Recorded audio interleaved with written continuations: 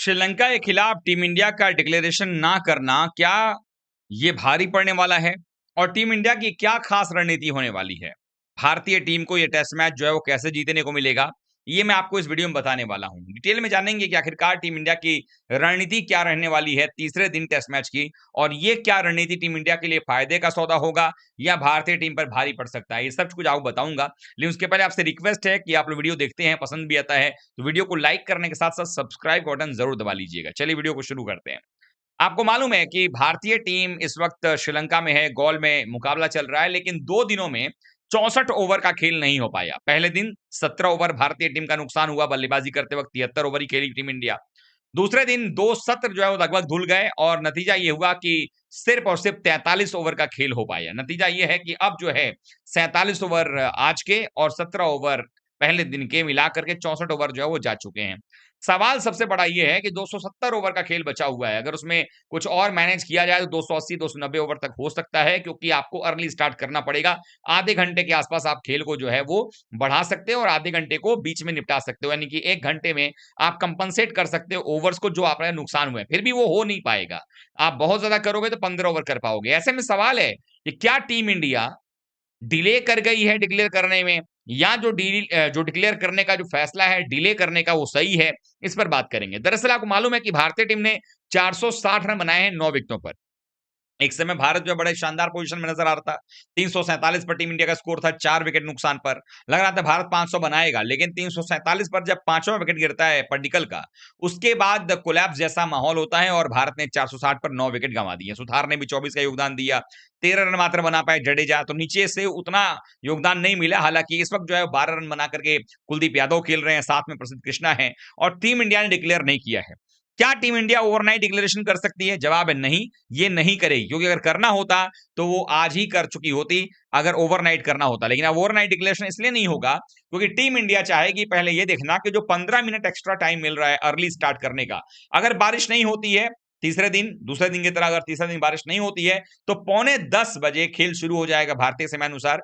और उसके बाद टीम इंडिया ये कोशिश करेगी कि 10 15 20 रन और जितना जोड़ सकते हैं कुलदीप यादव और प्रसिद्ध कृष्णा उतना बेहतर होगा। हालांकि स्ट्राइक पर प्रसिद्ध कृष्णा है, पहली बॉल पर भी आउट हो सकते हैं, लेकिन अगर वो एक जोड़ी जो कि इस वक्त जो एक पार्टनरशिप बनाने की कोशिश कर रही है, अगर ये पार्टनरशिप 13 रन की थोड़ा सा और बढ़ जाता है, 475 का जो एक माइलस्टोन है उसको अगर टच कर लेते हैं, या थोड़ी तेजी दिखा करके पहला आधा घंटे ही भारतीय टीम फैसला करती है खेलने का कि हाफ एन आवर मैदान पर दौड़ाओ इनको, और अगर आधे घंटे तक टीम इंडिया खेलती है और 450 तक पहुंचती है तो डिक्लेरेशन आ सकता है। अदरवाइज ये हो सकता है कि 10-15 रन के बाद जैसे 475 हो जाएगा, ये कहा जाए कुलदीप यादव को कि अब आप जो है बल्ला भांजिए, जो लगेगा तो लगेगा, अदरवाइज कोई बात नहीं, आउट हो जाएंगे। अब इसके बाद ये होगा कि अगर 3 दिन का जो खेल है दोबारा से रोलिंग, जो कि हर दिन जब सुबह खेल शुरू होता है तो रोल किया जाता है पिच को, उसके बाद जब इनिंग्स इंटरवल होता है उस समय भी रोल की जाती है। तो अगर भारतीय टीम सुबह में रोलर लेगी, 2 दिन ऑलरेडी रोल किया गया है पिच को, तीसरे दिन भी रोल किया जाएगा, और उसके बाद जब श्रीलंका बैटिंग करने आएगा तो भी रोल किया जाएगा। जैसा जैसे जैसे खेल आगे बढ़ रहा है, प्रभात जयसूर्या ने प्रेस कॉन्फ्रेंस में कहा कि हर दिन के हिसाब से डिग्री ऑफ टर्न जो है बढ़ता चला जा रहा है, यानी कि जो पहले दिन डिग्री ऑफ टर्न था जो अब है, दोनों में डिफरेंस साफ तौर पर नजर आ रहा है। तो ऐसे में ये हो सकता है कि वो टर्न ज्यादा दिखने को मिले। तो भारतीय टीम ये काम कर सकती है कि 550 रन अगर टीम इंडिया के पास बोर्ड पे रहता है तो 350 रन तो पहले चाहिए होगा श्रीलंका को फॉलो ऑन बचाने के लिए। तो वो जो दबाव होगा, और टीम इंडिया के पास जो 3 स्पिनर्स हैं उनका दबाव ज्यादा क्रिएट होगा श्रीलंका के बल्लेबाजों पर। तो ऐसे में टीम इंडिया उनको जल्दी निपटाना चाहेगी। लेकिन फिर एक सवाल ये उठता है कि क्या टीम इंडिया फॉलो ऑन देगी? मुझे लगता है शायद नहीं देगी, क्योंकि अगर आपने 100 150 200 पे आउट कर दिया तब तो आप दे सकते हो, लेकिन अगर गेम ऐसा चला गया कि 260 के आसपास चले गए, 250 पर चले गए वो लोग, और उसके बाद आपको लगा कि ज्यादा देर भी खेल गए, 70 ओवर तक अगर या उन्होंने 80 ओवर बल्लेबाजी कर ली, तो आपने बॉलर्स को भी रेस्ट देना चाहोगे, कंधे उनके भी दुखते हैं ना। तो इसके बाद आप क्या करोगे? फिर आप खुद बल्लेबाजी करने के लिए आओगे। और इसमें एक चीज ये होगा कि जब आपकी बल्लेबाजी चलेगी, जैसे अगर आप देखें तो मान लिया जाए कि आपने गेम को शुरू किया तीसरे दिन लंच के 2 घंटे पहले, अब कल शाम तक ये आउट नहीं होते हैं, मान लीजिए कि कल शाम तक 6-7 विकेट गिरता है, तो चौथे दिन आप चाहोगे लंच से पहले निपटाना। अब उनको अगर आपने लंच के घंटा पहले तक अगर आपने निपटा दिया, यानी कि मैं मानूं कि चौथे दिन के लंच तक आपने निपटा दिया उनको, तो आपके पास कुल 5 सत्र हैं। बट ये गारंटी नहीं है कि आपके वो जो 5 सत्र हैं वो 5 सत्र होंगे ही, क्योंकि अगर आप देखो तो बारिश का साया या लगातार बना हुआ है गॉल में। तो आपकी पहली कोशिश तो होगी कि उनके 20 विकेट कैसे निकाले जाएं। तो पहला तो ये कि अगर आप फॉलो ऑन का मौका मिलता भी है अगर 250-60 पे, तो आप करोगे क्या कि भाई उनको दे दो। लेकिन अगर 275 के ऊपर वो जाते हैं और मान लिया जाए कि 300 पे आउट होते हैं और आपके पास पौने 200 का बढ़त है, 170 180 का बढ़त है, तो उस कंडीशन में आप ये चाहेंगे कि आपके पास बचे हैं 5 सत्र, और 5 सत्र का मतलब ये होता है कि अब आप अगर जोड़ें तो लगभग 150 ओवर के आसपास बचता है। तो कितने ओवर्स में आप उनको आउट करते हैं? अगर पहली पारी में अगर आप उनको 90-100 ओवर में आउट करते हैं, तो ऑब्वियस सी बात है कि पिच थोड़ी और खराब होगी तो आप उनको 80-90 में आउट कर सकते हो। भारत ने अभी तक एक 16 ओवर खेला है।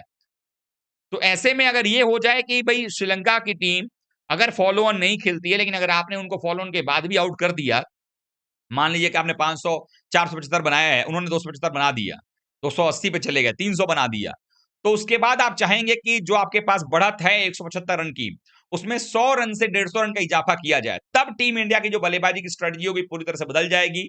नई गेंद के खिलाफ में चाहे स्पिनर आए चाहे पेस आए, जायसवाल और केएल पर दबाव होगा। इस बात के लिए उनको कहा जाएगा कि आप जाकर थोड़ी तेजी से बल्लेबाजी कीजिए। फिर भारत तो इस तरीके से नहीं सोचेगा कि थोड़ा आराम से खेल लेते हैं। फिर टीम इंडिया ये चाहेगी कि ऑलरेडी पौने 200 रन आपके पास में है, और आप अगले 1 घंटे या 2 घंटे में मान लीजिए कि अगर आपके पास लगता है कि 150 ओवर्स बचे हुए हैं, तो आप थोड़ा-सा सेफर साइड चलोगे बारिश को भी देखते हुए।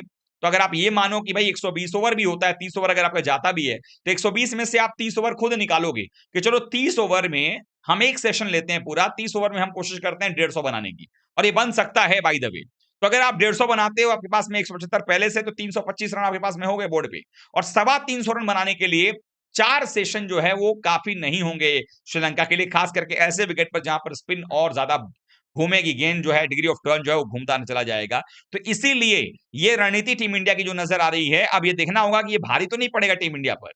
तो ये जैसे-जैसे मैच आगे बढ़ेगा वैसे-वैसे पता चलेगा कि क्या होने वाला है। लेकिन जो रणनीति है टीम इंडिया की वो यही है कि हम तीसरे दिन भी आकर के बैटिंग करेंगे, स्कोर को पौने 500 तक ले जाएंगे, जितना हो सकता है स्कोर हम खींचेंगे, और उसके बाद हम 20 विकेट के लिए ट्राई करेंगे पहले, कि अगर हमने उनको फॉलो ऑन करा दिया, अगर हमने उनको 250 पे 200 पे निपटा दिया पहली पारी में, देन आप चाहोगे कि जो बचा हुआ समय है ना, पहले उनको बॉलिंग ही कराया जाए। क्योंकि अगर वो खेलते हैं और मान लिया जाए कि अगर 70-80 का टारगेट उन्होंने दे भी दिया आपको चौथी पारी में, तो आपके लिए मुश्किल नहीं होगा। फिर आप जो है तेजी से खेल करके रन पूरा कर सकते हो। क्योंकि आपको ये जानना पड़ेगा कि वर्ल्ड टेस्ट चैंपियनशिप का फाइनल खेलने के लिए आपको हर मैच जीतना जरूरी है। 9 मैचेस बचे हुए हैं, इस मैच को मिला दिया जाए तो 9 मैच में से आपके पास 6 मैच आपको जीतना होगा। सिर्फ 1 मैच आप हार सकते हो और 2 मैच को ड्रॉ करना पड़ेगा, तब जाकर आप बने रहोगे कंटेंशन में। लेकिन अगर आप पक्का पुख्ता चाहते हो बना रहना, तो 9 मैच में से 1 भी मैच मत हारो, 7 मैच कम से कम जीतो और 2 ड्रॉ आप अलाउ कर सकते हो। उसमें से आप नहीं चाहोगे कि इतने बेहतरीन परिस्थिति में होकर के आप इस मैच को ड्रॉ करवाओ, आप ये कभी नहीं चाहोगे। इसीलिए टीम इंडिया की रणनीति साफ है कि पहले पौने 500 तक पहुंचो, या 500 जितना बना सकते हो बनाओ, उसके बाद उनके 20 विकेट को एम करो, और अगर वो चौथे दिन लंच तक ऑल आउट होते हैं और वो 250 के अंदर रहते हैं, दोबारा उनको बल्लेबाजी करवाओ, ताकि दोबारा मौका रहे आपको उनको आउट करने का, और जो बचा खुचा रन अगर टारगेट मिलता भी है तो आप उसको आसानी से पूरा करके 12 अंक ले सकते हो, अपने परसेंटाइल को सुधार सकते हो। आप लोगों को क्या लगता है? आपकी क्या सोच है? आपको क्या लगता है जो ये फैसला टीम इंडिया का है वो सही है? कमेंट में बताइएगा। वीडियो को लाइक, शेयर, सब्सक्राइब कीजिएगा और फॉलो भी कर लीजिएगा। Thank you so much.